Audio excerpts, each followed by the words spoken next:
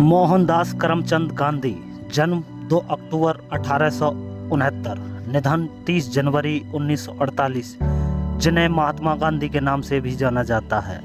भारत एवं भारतीय स्वतंत्रता आंदोलन के एक प्रमुख राजनीतिक एवं आध्यात्मिक नेता थे। वे सत्याग्रह, व्यापक सविज्ञ अवज्ञा के माध्यम से अत्याचार के प्रतिकार करने के समर्थक अग्रणी नेता थे। उनकी इस अवधारणा की नींव संपूर्ण अहिंसा के सिद्धांत पर रखी गई थी, जिसने भारत सहित पूरे विश्व में जनता के नागरिक अधिकारों को एवं स्वतंत्रता के प्रति आंदोलन के लिए प्रेरित किया। उन्हें संसार में साधारण जनता महात्मा गांधी के नाम से जानती है। संस्कृत भाषा में महात्मा अथवा महान आत्मा एक सम्मान सूचक शब्द है। गांधी को महात्मा के नाम से सबसे पहले 1915 में राजवैद्य जीवनराम कालिदास ने संबोधित किया था।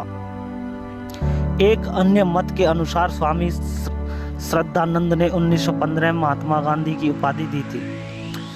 तीसरा मत यह है कि रविंद्रनाथ ठाकुर ने 12 अप्रैल 1919 को अपने एक लेख में उन्हें महात्मा कहकर संबोधित किया। उन्हें बापू भी कहा जाता है, स्मरण किया जाता है। एक मत के अनुसार गांधी जी को बापू संबोधित करने वाले प्रथम व्यक्ति उनके साबरमती आश्रम के शिष्य थे। सुभाष चंद्र बोस ने 6 जुलाई 1944 को रंगून रेडियो से गांधी जी के नाम जारी प्रसारण में उन्हें राष्ट्रपिता कहकर संबोधित करते हुए आज़ाद हिंद फौज के सैनिकों के लिए उनका आशीर्वाद और शुभकामनाएं मांगी थी। प्रतिवर्ष 2 अक्टूबर को उनका जन्म दिन भारत में गांधी जयंती के रूप में और पूरे विश्व में अंतर्राष्ट्रीय अहिंसा दिवस के रूप में मनाया जाता है। सबसे पहले गांधी जी ने प्रवासी वकील के रूप में दक्षिण अफ्रीका में भारतीय समुदाय के लोगों के नागरिक अधिकारों के लिए संघर्ष हेतु सत्याग्रह करना आरंभ किया। 1915 में उनकी भारत वापसी हुई। उनके बाद उन्होंने यहाँ के किसानों, श्रमिकों और नगरीय श्रमिकों को अत्यधिक भूमि कर और भेदभाव के विरुद्ध आवाज उठाने के लिए एकजुट किया।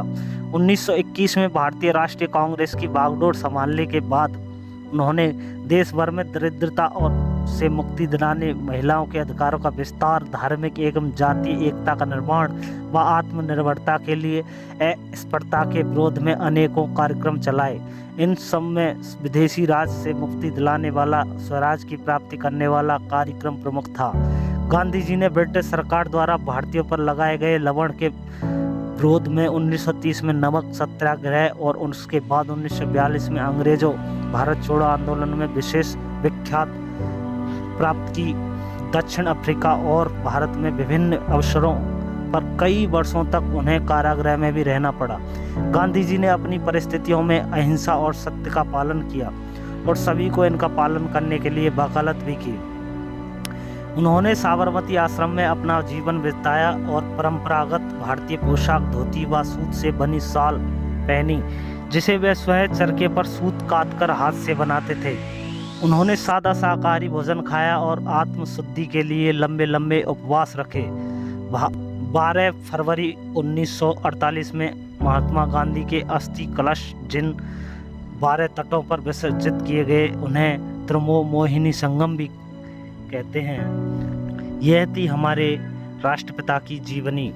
राष्ट्रपिता की जीवनी से हमें बहुत कुछ सीखने को मिलता है।